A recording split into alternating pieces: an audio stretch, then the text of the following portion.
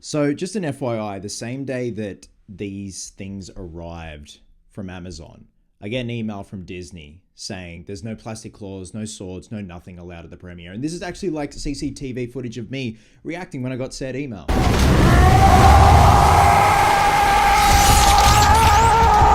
That, and there's like 5 kilos of hairspray in my hair right now.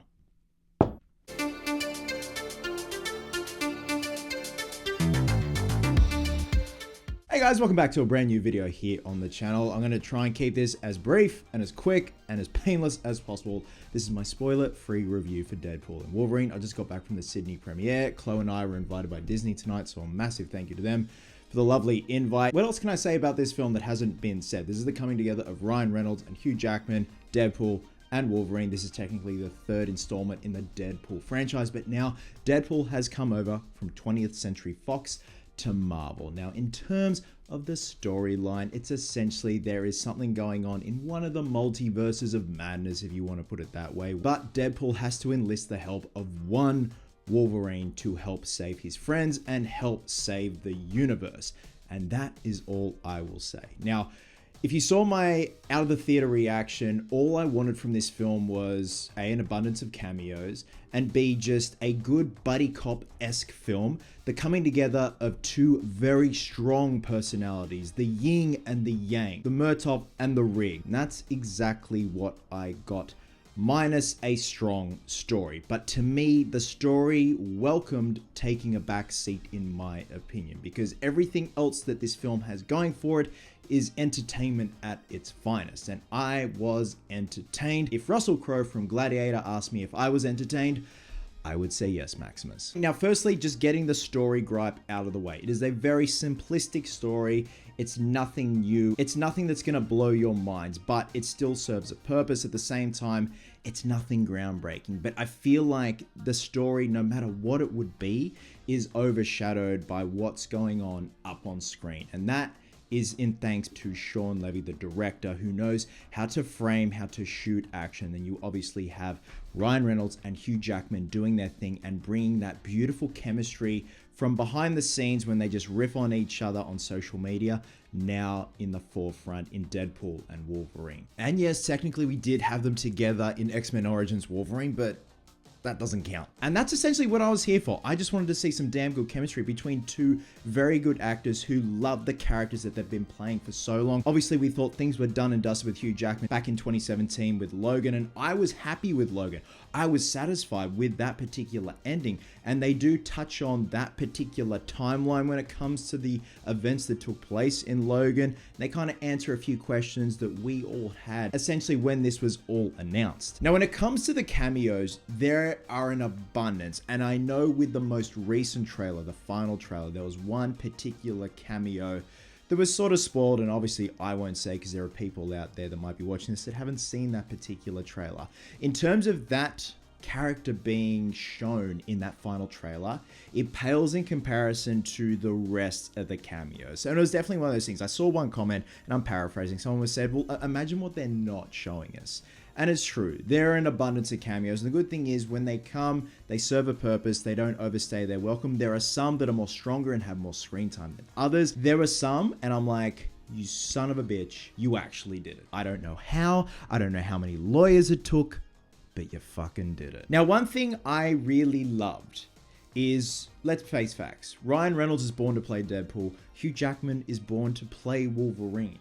And we know that Ryan Reynolds, aka Wade Wilson, Deadpool, is the merc with the mouth. He runs his mouth, he's a smart ass, he just talks absolute smack, and he does that. But what I love is that Hugh Jackman has that gravitas and just that ability to put Wade in his place, because this Wolverine is a tortured and damaged Wolverine. And for the most part, the character on a whole has always been damaged and tortured. But the way Jackman plays it is almost like a Greek tragedy. Yin to Deadpool's yang that pulls him back into line with his few words sometimes, but there are times where he delivers some gut-punching monologues in this film.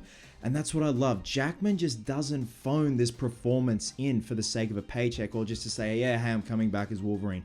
he loves this character. And I feel like this is one of his strongest performances, even though he is surrounded by, again, an abundance of cameos, a lot of silliness. You are in a Deadpool film. There's a lot of fourth wall breaking. And it's funny, there definitely is a Disney aesthetic now when it comes to the look of the film.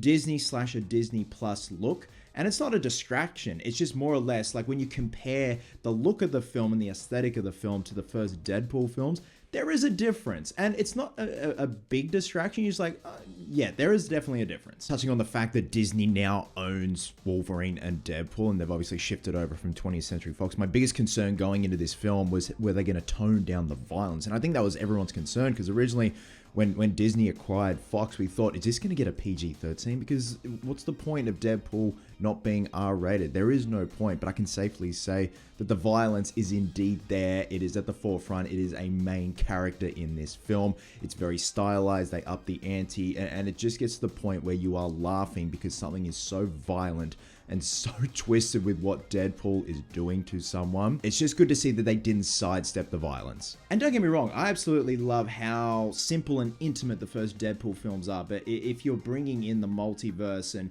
all these different Earths and all these other characters, well then things are going to be amplified a lot more. And Deadpool is no longer on his own. He's got to work with others this time around. Even though in Deadpool 2 we saw him work with a little team, he's now dealing with a bigger cast of characters. This is definitely a film that needs multiple viewings. Like I saw friends there today and they're like, yeah man, I'm actually seeing it the next day after that, and the next day after that. And I totally agree, because there's things in here that it's one of those things where you blink and you miss it, but other times things are just right in your face and you're like, I don't have time to absorb all of this with what's going on, because again, I didn't think they would do it. I didn't think they had the balls to do it. And also the riffing on Disney, brilliant. We saw a lot of it in some of the trailers. It's hard to be as vague as possible without giving anything away. I don't know if I'm going to do a spoiler review or spoiler discussion at this point. Maybe I'll give it a couple of days. Just let the film marinate once it's out there.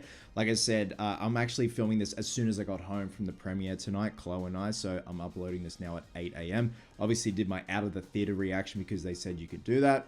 With theater reactions, as long as you don't give a score, a rating, and don't give too much away, they don't really care. So I guess to summarize my thoughts and feelings on Deadpool and Wolverine in a spoiler-free fashion, I just wanted to see a multiverse of characters that I thought I would never see, characters that I thought I'd never see again, but also a damn good story of two very strong personalities coming together, and also see the return of Hugh Jackman as Wolverine, and he does an absolute brilliant job. The man has not missed a beat. We obviously get to see him don the blue and yellow suit. Ryan Reynolds will always be Deadpool. Hugh Jackman will always be Wolverine, even though it's a paper-thin storyline. In terms of my expectations and what I wanted, I definitely feel satisfied. I definitely want to see more, and I think this is going to be a great bit of discourse once this film is out, comparing the pair, comparing notes, and saying, hey, did you see this? Did you see that? What did you think about that? Which I think is a beautiful thing at the end of the day. But to me, going into it, like, I wasn't expecting Hamlet. I definitely think the first two Deadpool films, most notably the first one, are very strong in their execution because they're so simple at the same time, and there is this certain aesthetic that the first two films had, whereas this film has a different aesthetic because we obviously have the changing of the guard from 20th Century Fox to Disney, which they do address in a very fucking funny way. With that being said, regardless, I was entertained as shit. I laughed my ass off. I welled up. I got the cinematic experience. To me, this film is exhaustingly brilliant. So I felt like I got the cinematic experiences. It made me feel those feels. You're surrounded by all this greatness, in my opinion, with a lot of visuals and just a lot of eye candy going on, and also some brilliant performances. Even though some performances don't get much screen time, you can tell that they gave it their absolute all. And with that, I'm going to be giving Deadpool and Wolverine 4.5 chimichangas out of 5. So guys, usually I'd say once you've seen Deadpool and Wolverine, drop a comment below, but if you do so, please be fucking civil and don't spoil it for anyone, for God's sakes, because yeah, there's a lot. Just some things, some choices that they made where I just could not believe they did it. Love you guts, and I'll catch you in the next one.